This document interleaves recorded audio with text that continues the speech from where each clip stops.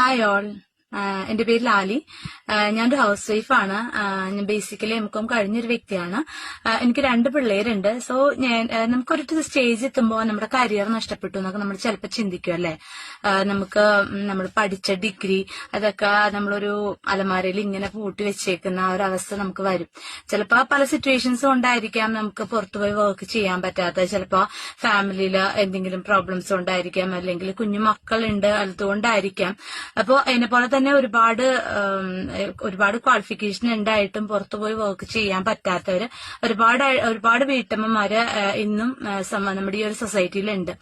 So നിങ്ങൾ മനസ്സിലാക്കേണ്ട ഒരു കാര്യം എന്ന് വെച്ചാല് നമുക്ക് പുറത്തുപോയി മാത്രം ഏൺ ചെയ്യാന്ന് ചിന്തിക്കേണ്ട. നമുക്ക് ഓൺലൈനിലൂടെ ഏൺ ചെയ്യാനുള്ള ഒരു ഓപ്പർച്യൂണിറ്റി ഇപ്പൊ നമുക്ക് അവൈലബിൾ ആണ്.